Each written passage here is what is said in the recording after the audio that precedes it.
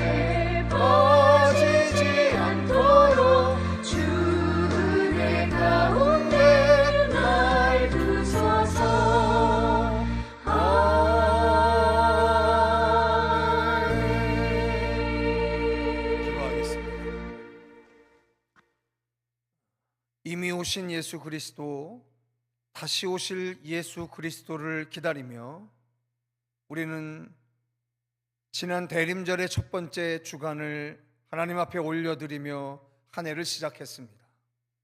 그리고 오늘 교회력의 마지막 주일인 왕신 그리스도 주일의 마지막 토요일 새벽 기도회를 하나님 앞에 올려드려 우리가 이 한 해간도 하나님의 불꽃이, 예배의 불꽃이 이 새벽에 꺼지지 않는 교회로 보호하신 은혜를 감사드립니다. 이제 오늘 주께서 베풀어 주신 이 하나님의 은혜가 주님 오시는 그날에 이르기까지 우리 청계 열린 교회 강단을 지켜주실 줄 믿습니다. 이 시대의 주가머리 되어 만민이 기도하는 집 삼으신 우리 청계 열린 교회 위에 하늘의 문을 열어 이곳에 임하시는 거룩한 하나님의 임재를 경험케 하시옵시고 거룩한 주의 가르침으로 충만케 하여 주시옵소서. 이 새벽 시편 94편의 말씀을 받을 때 우리 안에 내주하신 성령께서 이제까지 그리하셨던 것처럼 약속하신 바대로 모든 것을 기억나게 하시고 깨닫게 해주시는 은혜로 덧입혀 주셔서 말씀 듣는 중에, 예배하는 중에 성령의 거룩한 충만함을 얻게 하여 주시옵소서. 그리스도 예수의 이름으로 간절히 기도하였사옵나이다. 아멘. 아버지 감사합니다. 아버지 감사합니다. 아버지 감사합니다.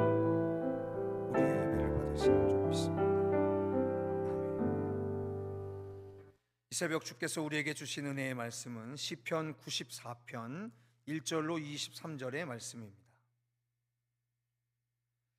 시편 94편 1절로 23절의 말씀을 저와 함께 한 절씩 교독해서 봉독해 올리시겠습니다. 여호와여, 복수하시는 하나님이여, 복수하시는 하나님이여, 빛을 비추어 주소서.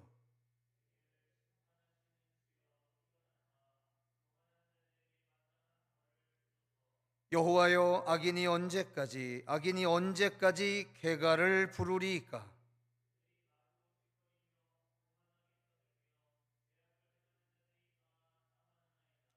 여호와여, 그들이 주의 백성을 짓밟으며 주의 소유를 곤고하게 하며 말하기를 여호와가 보지 못하며 야곱의 하나님이 알아차리지 못하리라 하나이다.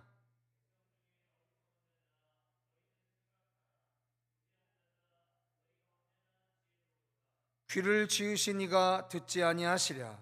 눈을 만드신 이가 보지 아니하시랴?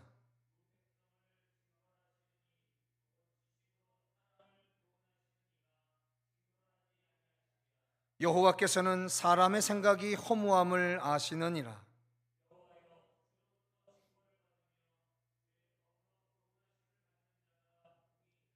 이런 사람에게는 환난의 날을 피하게 하사 악인을 위하여 구덩이를 팔 때까지 평안을 주시리이다.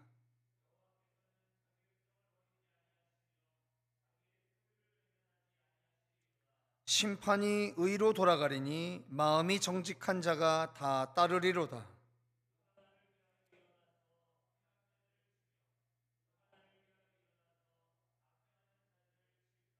여호와께서 내게 도움이 되지 아니하셨다면 내 영혼이 벌써 침묵 속에 잠겼으리로다.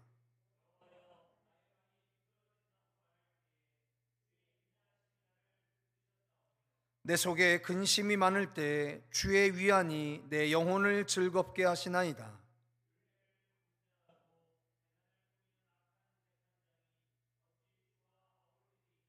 그들이 모여 의인의 영혼을 치려하며 무죄한 자를 정죄하여 피를 흘리려 하나?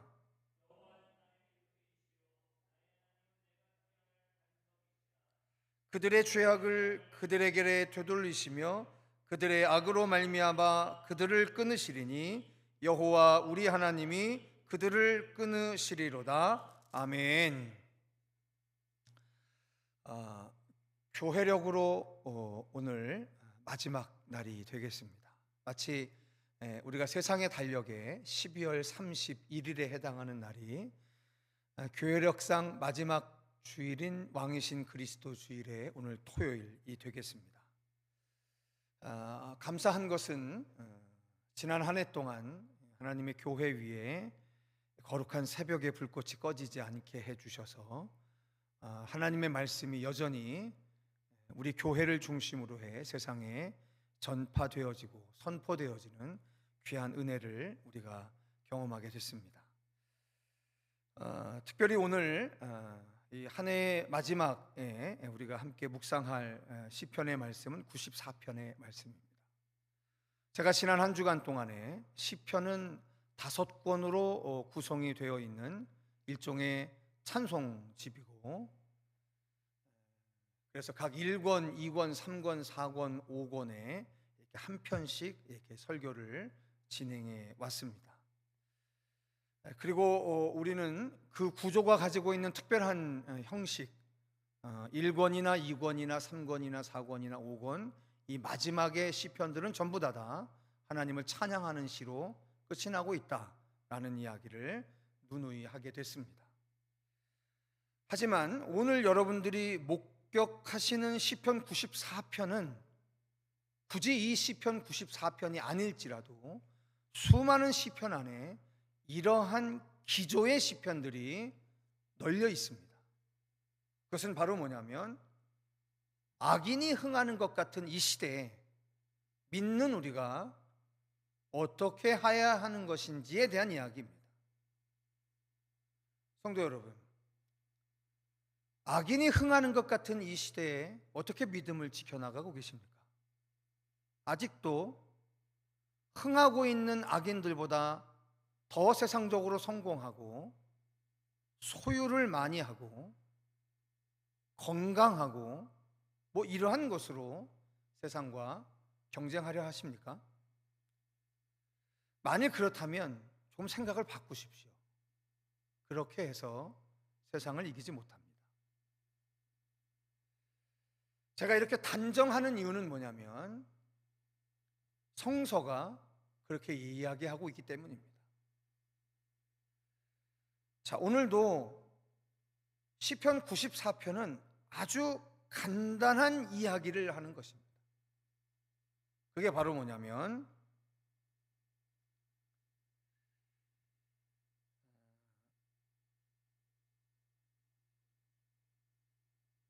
도대체 언제까지 의인들이 악인의 흥함 가운데 눌려 살게 하시겠느냐라고 하는 탄원입니다.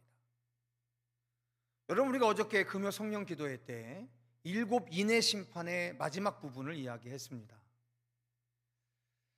요한계시록을 잘못 이해하다 보면 참 애들도 아니고 14만 4천이라고 하는 그 숫자에 대해서 참 안타까운 해석들에 이 세상이 많이 동조하고 있습니다.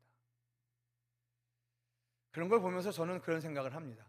사람들은 흔히들 되게 폐쇄적인 성공에 대해서 되게 목말라 하고 있는 것 같아요. 우리 공동체만 이러한 것에 습관적으로 매몰되는 그러한 특성이 있는 것 같아요. 참 애 같은 얘기죠. 세상의 초등학문자들의 대부분의 끝 결론들이죠. 나, 내 가정, 내 공동체, 내 나라. 되게 좋은 얘기 같지만 결국은 그 생각이 다른 사람들이나 다른 공동체도 그런 생각을 갖게 하고, 그리고 그것에 대한 피해는 고스란히 내가 받게 되는 겁니다. 이민족의 숱한 세월 가운데 겪었던 그 수많은 고난들은, 외국으로부터의 고난들은 다 그런 생각의 연장인 거죠. 저는 그래서 교회의 역사가 가지고 있는 아주 명백한, 이스라엘의 역사가 가지고 있는 아주 명백한 교훈이 있지 않습니까? 그들은 2000년 동안 나라 없이 떠돌았습니다. 그들은 2000년 동안 흩어진 각각의 나라에서 온갖 수모와 심지어 게토라고 하는 그들만 거주할 수 있는 폐쇄된 공동체 안에서 그 나라의 역사가 위기를 맞을 때마다 희생양으로 다 희생이 됐습니다. 근데 놀라운 건 그들의 희생의 역사가 오늘날 온 열방이 예수를 그리스도로 알아 믿고 의지하게 하는 만민 구원의 길들을 이 역사 가운데 가능하게 했다라고 하는 사실이에요. 저는 교회가 지극히 민족주의적인 형식으로 흐르는 걸 경계합니다. 교회의 지도자들이 대한민국의 역사만, 심지어 요즘처럼 어떠한 특정한 세력의 어떤 승리만 이렇게 이야기하는 건 성경을 너무너무도 곡해하고 있는 사실이다라고 확신하고 있습니다. 그래서 믿음의 싸움이 쉽지 않은 거죠.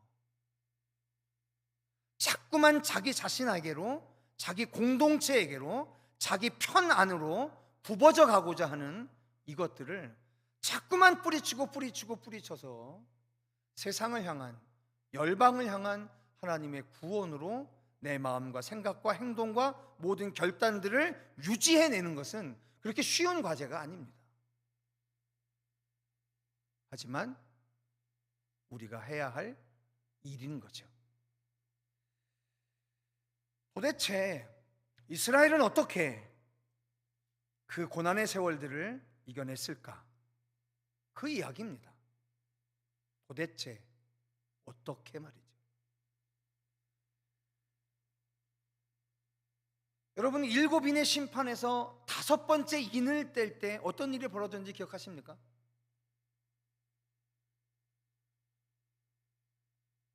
그 고난받는 사람들이 하나님한테 탄원을 합니다. 언제까지 이 믿는 이들이 고통을 당해야 하냐? 언제까지 고통받는 이 의인들을 향해 하나님은 침묵하실 거냐고. 그러자 주님이 뭐라 얘기하시냐면, 기한된 숫자가 다 찰 때까지는 계속되어 전달하고 얘기해요.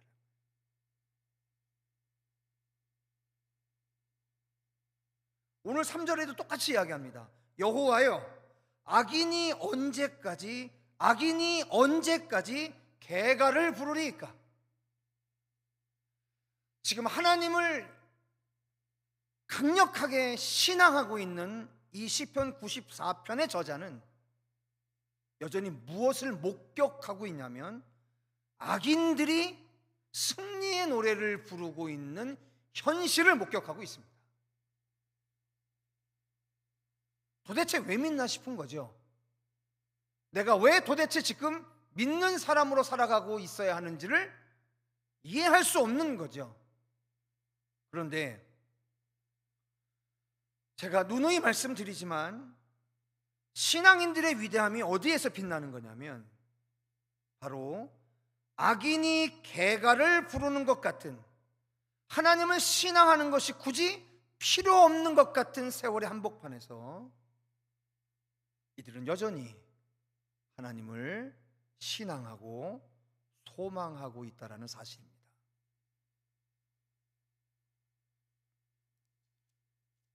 오늘도 분명히 이렇게 이야기를 합니다. 우리 다 같이 17절과 18절, 19절의 말씀을 읽어보겠습니다. 같이 읽겠습니다. 시작. 여호와께서 내게 도움이 되지 아니하셨다면 내 영혼이 벌써 침묵 속에 잠겼으리로다. 여호와여, 나의 발이 미끄러진다고 말할 때에 주의 인자하심이 나를 붙드셨사오며, 내 속에 근심이 많을 때에 주의 위안이 내 영혼을 즐겁게 하시나이다. 이렇게 되어 있습니다. 성도 여러분, 되게 신비한 고백 아닙니까? 잘 보십시오.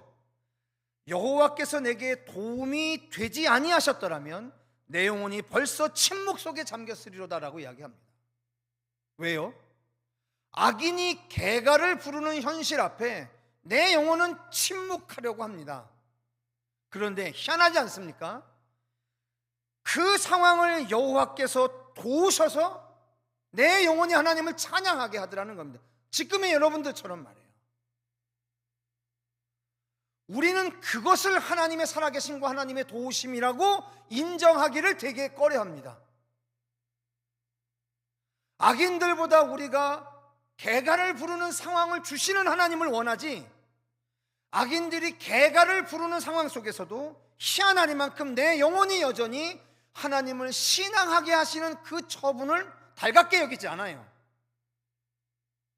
그게 싫은 거죠. 굳이 당신이 그런 마음을 주지 않아도 나에게 악인보다 더 나은 삶의 형편을 허락하시면 내가 알아서 하나님에게 승리의 노래를 부를 텐데, 왜 악인들이 흥하는 현실을 내 주변에 놓아놓고 나의 마음만 하나님을 여전히 신앙하게 하냐? 이거 유쾌하지 않다는 거예요. 그런데 하나님이 신앙의 역사 가운데 믿는 사람들을 그렇게 처분하셨더라. 어디 그뿐입니까? 내 속에 근심이 많을 때에, 성도 여러분, 그러면 근심거리를 없애주셔야 되잖아요. 그런데 내 속에 근심이 많을 때에 주의 위안이 내 영혼을 즐겁게 하셨답니다. 이게 맞는 얘기입니까? 우리가 신앙하고 종교생활을 하는 이유는 내 근심이 없어지기를 원하는 건데, 고작해 내 근심이 많을 때 내 마음을 미친놈처럼 즐겁게 하시는 그 하나님의 행동이, 그게 우리에게 마뜩하냐는 거예요.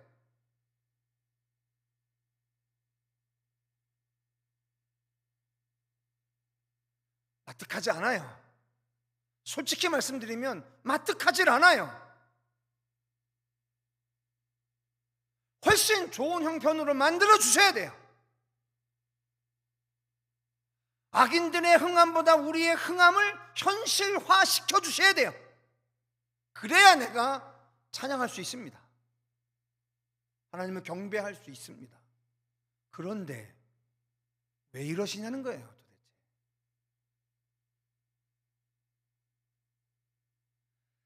그렇다면 이게 진짜 믿는 이의 고백이었다고 한다면 우리는 오늘 이 생각이 가능합니다. 성도 여러분, 오늘 우리의 진정한 하나님의 임재의 증거가 무엇일까요? 여러분들이 차마 다 이해하지 못하고 있는 참으로 답답한 현실 안에서 묘하리만큼 하나님과 하나님의 공동체를 찬양하는 마음을 유지하게 하는 것 아닐까요? 그래서 저는 신앙의 유무를 어디서 보냐면 바른 소리 많이 하는 사람들로 보지 않아요. 뭐 이것이 옳으니 저것이 옳으니 이것이 옳지 않아 뭐가 어떠니 저러니, 저는 이런 거 별로 신앙의 언어라고 생각하지 않아요.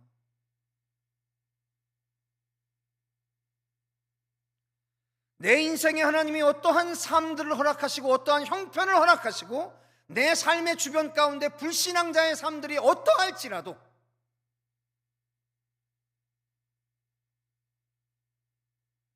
내가 직면하고 내가 대면하고 있는 그 하나님이 나에게 지금 어떠한 마음을 주시고 있느냐에 결정적인 요소가 달려있다고 보는 사람입니다. 힘든 현실, 어려운 주변 환경, 그 속에서도 나에게 내 영혼을 즐겁게 하시는 그 하나님의 신비를 경험하면 그게 신앙이라고 생각을 합니다.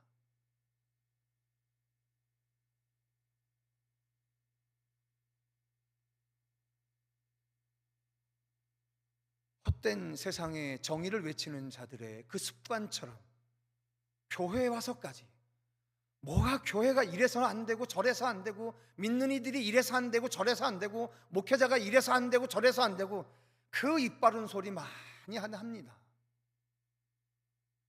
우리는 모르겠습니까? 예전에 우리 교회 성도가 한 분 저한테 그런 얘기 한 적이 있었어요. 목사님이 굳이 그렇게 말하지 않는다고 해서 우리가 모르는 건 아닙니다. 얼마나 잘 알고 있는지 몰라요. 근데 진짜 이것도 아십니까?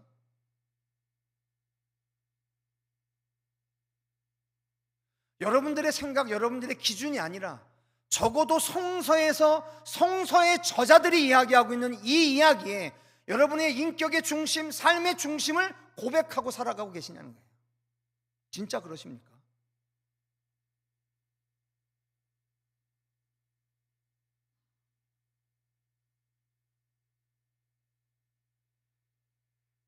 말씀 정리하겠습니다. 오늘 시편 94편의 끝을 이렇게 끝냅니다. 여호와는 나의 요새이시요 나의 하나님은 내가 피할 반석이시라. 그들의 죄악을 그들에게도 되돌리시며 그들의 악으로 말미암아 그들을 끊으시리니 여호와 우리 하나님이 그들을 끊으시리로다라고 끝을 냈습니다. 여호와는 나의 요새, 나의 하나님 내가 피할 반석. 다윗의 고백을 시편의 수많은 저자들은 그대로 차용해 나갔습니다. 각자의 다른 인생을 살아가지만 신앙의 인생에서만큼은 어느 순간 결론이 한 곳으로 수렴해 갑니다. 내가 어떠한 인생을 살았던지 간에 오늘의 내 현실이 어떠하던지 간에 나를 둘러싼 악인들의 형편이 어떠하던지 간에 나는 말입니다, 여전히 요새이시오 내가 피할 반석이신 그 하나님 앞에 붙들려 있는 거예요. 그분이 주시는 기뻐함으로 견뎌내고 있는 거예요. 저는 그게 예수의 삶이셨고 예수의 삶을 뒤따라갔던 수많은 신앙의 선진들의 삶이었으리라고 확신합니다. 오늘도 이 모양 저 모양의 인생의 문제를 가지고 새벽을 깨워 살아계신 하나님 앞에 예배하시는 새벽의 예배자들에게 시편 94편의 저자처럼 여호와 우리 하나님이 모든 악인의 세력을 끊으실 것이라고 하는 확신 가운데 오늘을 승리하시는 놀라운 은혜가 넘치시기를 주님의 이름으로 축복합니다. 찬송가 424장 찬양하시겠습니다.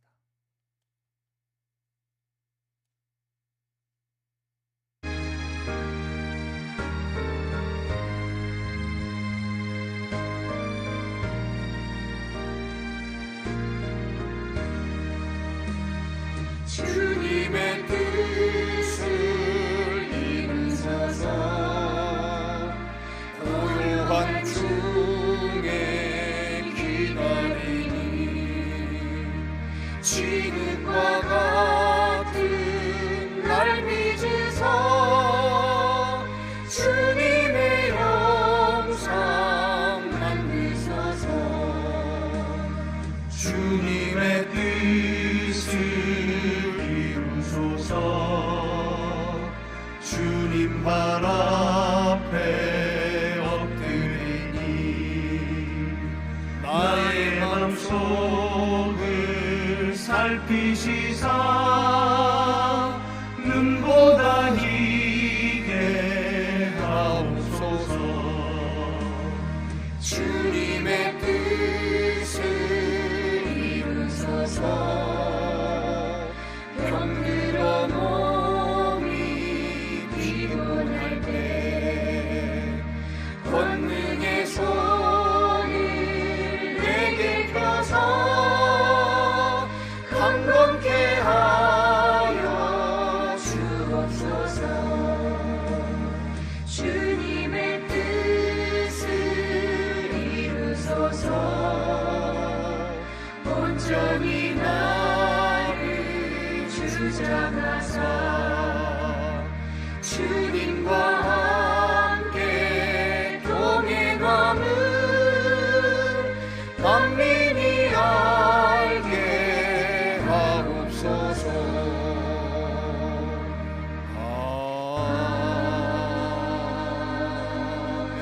아멘. 축도하겠습니다.